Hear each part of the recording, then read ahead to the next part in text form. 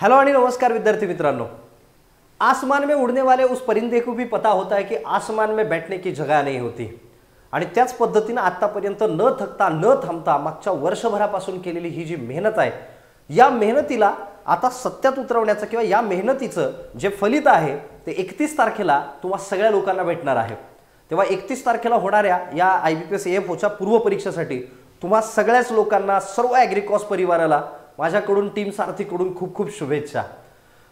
परीक्षेला जात असताना किंवा परीक्षेमध्ये काही महत्त्वाच्या चुका ज्या आपण करतो, नेहमी करतो, त्या महत्त्वाच्या चुका किंवा माझ्या ऑब्झर्वेशन मधून, माझ्या अनुभवातून ज्या चुका विद्यार्थी, ज्या कॉमन चुका विद्यार्थी करतात त्या अवॉइड करायच्या आहेत आणि कोणत्या कोणत्या चुका आपल्याला अवॉइड करायच्या आहेत याच्यासाठी असलेला आत्ताचा हा व्हिडिओ। तर आपल्याला नेमक्या कोणत्या कोणत्या चुका अवॉइड करायच्या आहेत। बऱ्याच वेळा एक्झामिनेशन संपते, एक्झाम झाल्यानंतर विद्यार्थी येतात आणि नंतर मग त्यांनी केलेल्या चुका ते सांगतात, ज्याला टिपिकली आफ्टर एक्झामिनेशन किंवा एकदा परीक्षा होऊन गेल्यानंतर त्याला कुठल्याही प्रकारचं नंतर सोल्युशन नसतं। या चुका आपण अवॉइड करायला पाहिजे। त्या नेमक्या चुका कोणत्या कोणत्या किंवा नेमकं कोणत्या गोष्टीच्या बाबतीत आपण लक्षात ठेवलं पाहिजे किंवा कोणत्या गोष्टीच्या बाबतीत आपण टिपिकली ह्या गोष्टी अवॉइड केल्या पाहिजे त्या आपण पाहूयात। सगळ्यात पहिली गोष्ट म्हणजे काय की तुमच्या सगळ्या लोकांचे जे हॉल तिकीट आलेले आहेत त्याला प्रॉपर पद्धतीने प्रिंट काढून घ्या, डाउनलोड करून घ्या, प्रिंट काढून घ्या प्रॉपर पद्धतीने। याच्या सोबत हॉल तिकीट प्रिंट केल्यानंतर सगळ्यात पहिलं काम जे करायचं ते म्हणजे त्या हॉल तिकीटवरती असलेलं तुमचं नाव, तुमचा टिपिकली ते हॉल तिकीट ज्या पद्धतीने तुमच्याकडे आलंय त्याच्यावरचं तुमचं नाव चेक करायचं। त्याच्यानंतर जिथं एक्झामिनेशन आहे ते एक्झाम सेंटर तुम्ही पहिल्यांदा चेक करा। आता बऱ्याच वेळा काय होतं की आयन डिजिटल झोन, पण पुढे पोरं पाहतच नाहीत, कारण की पोरांना हे माहित असतं आयन डिजिटल झोन जे औरंगाबादमध्ये राहतात, ऑफलाईन बॅचेसला जे विद्यार्थी होते हे विचार करतात की आयन डिजिटल झोन म्हणजे औरंगाबादच असेल, तर असं नाही आहे। एक वेळा पुन्हा चेक करून घ्या की आयन डिजिटल झोन आहे किंवा मग औरंगाबादला सेंटर आलं तर इथे कुठलं सेंटर आलेलं आहे किंवा बाकी दुसऱ्या शहरामध्ये कुठं सेंटर आलं असेल ते एकदा गुगल मॅपवरती टाकून पहा की शहरापासून किती दूर आहे किंवा शहरामध्ये आहे का किंवा त्याचं लोकेशन काय आहे। या पद्धतीने एकदा तुम्ही हॉल तिकीट डाउनलोड केल्यानंतर पहिलं काम तुम्ही जे करायचं ते म्हणजे तुमचं सेंटर चेक करा। इव्हन सगळ्यात महत्त्वाचे म्हणजे माझ्यासोबत सुद्धा हा किस्सा घडलेला आहे की एक्झामिनेशन सेंटर मी फॉर्म भरत असताना औरंगाबाद टाकलं आणि IBPS क्लर्कला मला सुद्धा जे एक्झामिनेशन सेंटर आहे ते नगर जिल्ह्यामध्ये, नगरला मला वाटतं टिपिकली, आणि तिथूनही काही अंतरावरती ते कॉलेज होतं, त्या ठिकाणी मला ते सेंटर आलं होतं आणि वेळेवरती मग धावपळ झाली होती। त्यामुळे एकदा आजचा दिवस तुमच्याकडे आहे, एक वेळा सेंटर वगैरे प्रॉपर पद्धतीने चेक करून घ्या। दुसरी महत्त्वाची गोष्ट म्हणजे काय, तुमचे जे ID प्रूफ आहे, मागच्या वर्षीचा 2 वर्षापूर्वीचा हा अनुभव आहे की एका स्टुडंटला एक्झामिनेशन सेंटरवर अलाउच करत नव्हते। रिझन असं की त्याच्याकडे व्हॅलिड ID प्रूफच नव्हतं। व्हॅलिड ID प्रूफ म्हणजे कसं, तुमचं आधार कार्ड असेल किंवा तुमचं पॅन कार्ड असेल, ज्याची एक झेरॉक्स आणि जे ओरिजिनल आहे हे दोन्ही सुद्धा तुम्हाला सोबत ठेवावं लागतील। आधार कार्ड आहे, पॅन कार्ड आहे किंवा ऑथेंटिक बँकेचं शिक्का मारलेलं पासबुक तुमच्याकडे आहे किंवा वोटर्स ID आहे, असं कुठल्याही पद्धतीचं एक ID प्रूफ तुमच्याकडे प्रॉपर पद्धतीने असायला पाहिजे की ज्याच्यावरून टॅली होईल की तुम्हाला एक्झामिनेशन म्हणजे एक्झामला आलेला जो विद्यार्थी आहे आणि हॉल तिकीट ज्याचा आहे ते दोन्ही विद्यार्थी एकच आहेत का हे टॅली केलं जातं। त्यामुळे तुमचं ID प्रूफ जे हे प्रॉपर पद्धतीने ठेवा। सर आजची 30 तारीख आहे, मी ऑलरेडी ज्या ठिकाणी माझा एक्झाम आहे, ज्या ठिकाणी एक्झाम सेंटर आहे त्या ठिकाणी मी पोहोचलेलो आहे आणि मी चुकून सर विसरलोय की माझा ID कार्ड किंवा ID प्रूफ जे मी आणायला विसरलोय, अशा कंडिशनमध्ये तुमचा मोबाईल नंबर जर तुमच्या आधार कार्डला लिंक असेल तर तुम्ही ते आधार कार्ड डाउनलोड करून घेऊ शकता आणि डाउनलोड करून टिपिकली तुम्ही त्याची एक हार्ड कॉपी काढून ती तुम्ही घेऊ शकता। कारण वेळेवर काय होतं की सेंटर बऱ्याचदा हे शहरापासून काही सेंटर दूर असतात, आजूबाजूला कुठल्याही प्रकारची सुविधा नसते, असे बरेच सेंटर तुम्हाला दिसतील सुद्धा। एखादं कॉलेज आहे जे आउटसाइड द सिटी आहे, मग अशा ठिकाणी आपल्याला लवकर एखादे पासपोर्ट साईज फोटोज काढायचे असेल किंवा झेरॉक्स काढायचे असेल किंवा मग आपल्याला ओरिजिनल ID प्रूफ आपलं विसरलेलं आहे वेळेवरती, असं होऊ नये म्हणून आज रात्री किंवा 30 तारखेला रात्रीच तुम्ही टिपिकली ह्या सगळ्या गोष्टी एकदा जमा करून ठेवा। हॉल तिकीट आहे, ID प्रूफ आहे। थर्ड थिंग इज दॅट की तुमचं एक्झाम सेंटर प्रॉपर चेक करा आणि दुसरी महत्त्वाची गोष्ट म्हणजे एक्झाम टाइम पण चेक करा, बरोबर आहे का। एक्झाम किती वाजता आहे, रिपोर्टिंग टाइम किती आहे, या दोन्ही गोष्टी तुम्ही पहिल्यांदा एकदा चेक करून घ्या।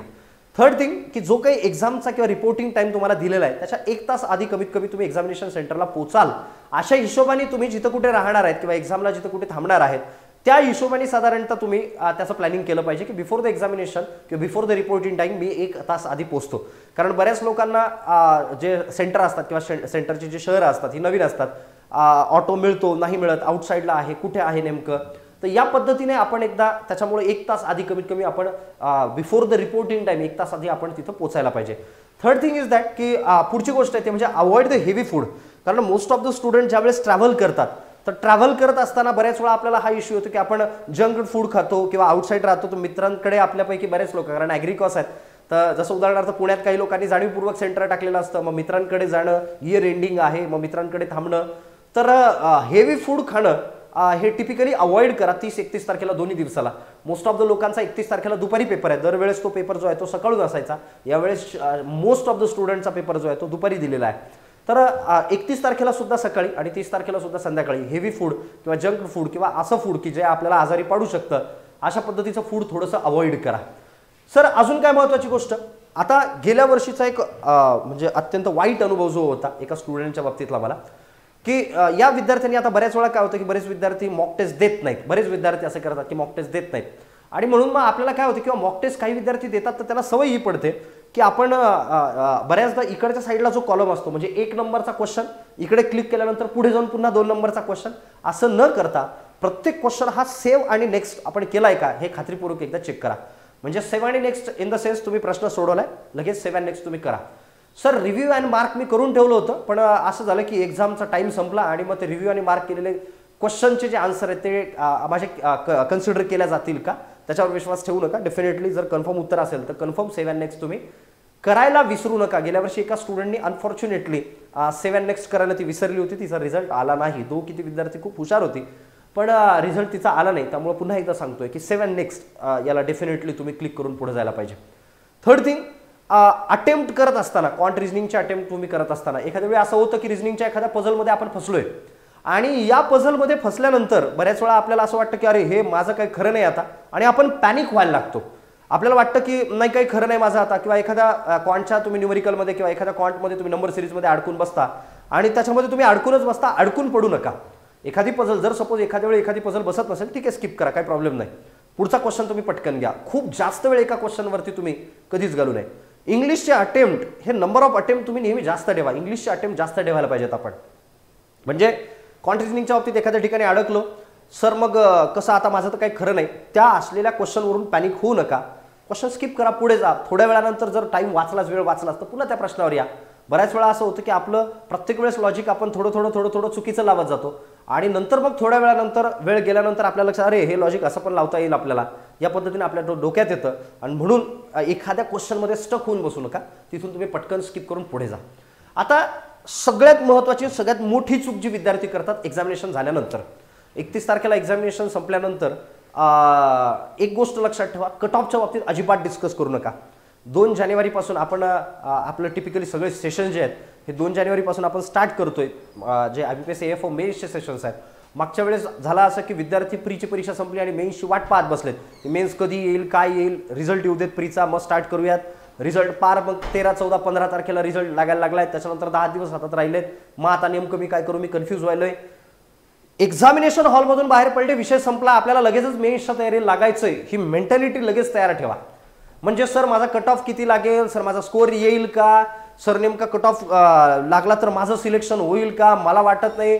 गेल्या वेळेस पण तसंच झालं की कट ऑफ जो आहे हा खूप जास्त प्रेडिक्ट केला गेला आणि लागलेला जो तुमचा कट ऑफ आहे हा खूप कमी लागला आहे मागच्या वेळेस सुद्धा. त्यामुळं असं काही नाही की बाबा कट ऑफ जो आहे हा किती लागेल. मला तर सुरुवातीला अजून एक्झामही झाली नाही, मुलांचे फोन की सर नेमका कट ऑफ किती लागेल, तुम्हाला काय वाटतं. अरे बाबा पहिले एक्झाम होऊ दे, कट ऑफ डिसाईड कसा होतो, एक्झामची लेवल काय, स्टुडंटनी नंबर ऑफ क्वेश्चन्स किती अटेम्प्ट केलेले आहेत, त्याच्यात ॲक्युरेसी कशी मेंटेन केलेली आहे, ज्याच्यावरून कट ऑफ ठरतो. बरोबर आहे का.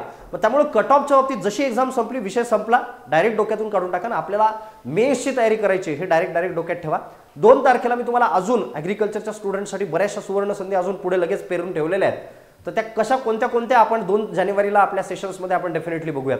सगळ्यात महत्त्वाची गोष्ट, बऱ्याचदा ही गोष्ट ऑब्झर्व केल्या जाते की सेंटर आउटसाईड मिळतात आणि आउटसाईड सेंटर्समध्ये बऱ्याच वेळा असं होतं की काही PC जे आहे ते काम करत नाहीत, किंवा PC असेल की तुमचा माऊस आहे प्रॉपर काम करत नाही आहे, किंवा तुमचा PC जो आहे तो हँग झालेला आहे. तर अशा वेळेस तुमचा वेळ वाया जात नसतो. जिथं PC हँग झालाय, जिथं PC बंद पडलाय, तिथं वेळ स्टक होतो, थांबतो. आणि त्याच्यानंतर ज्यावेळेस तुम्ही टेस्ट रिझ्यूम करता किंवा तुमची एक्झाम ज्यावेळेस रिझ्यूम करता त्यावेळेस तो तिथून पुन्हा चालू होतो. त्यामुळे एखाद्या वेळी जर असा काही टेक्निकल इश्यू आला तर रिलेव्हंट पर्सनला किंवा तिथं जो ऑथराइज पर्सन आहे त्यांना कन्सल्ट करा, त्यांना सांगा, ते लगेच तुम्हाला हेल्प करतील आणि त्यामध्ये तुमचा वेळ वाया जाणार नाही.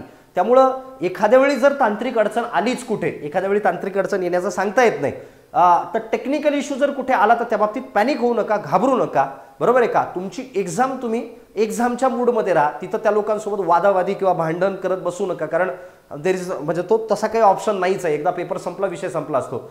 त्यामुळे टिपिकली सांगतोय, जर एखाद्या वेळी थोडासा पीसी खराब वाटत असेल तुम्हाला किंवा पीसी बंद पडला तर तिथे तुमचा टाइम पण स्टॉप होतो. जेव्हा तुम्ही नवीन पीसीवरती लॉग इन करून तुम्हाला टेक्निकली ते देतात, तिथून पुढे तुमचा टाइम पुन्हा चालू होऊन जातो. मग अशा कंडिशनमध्ये जर काही अडचणी असतीलच, बरोबर आहे का, की हे सोडूनही सर एखादी दुसरी कुठलीही अडचण असेल तर माझा नंबर सगळ्या लोकांकडे आहे. 7745011769 हा माझा नंबर आहे.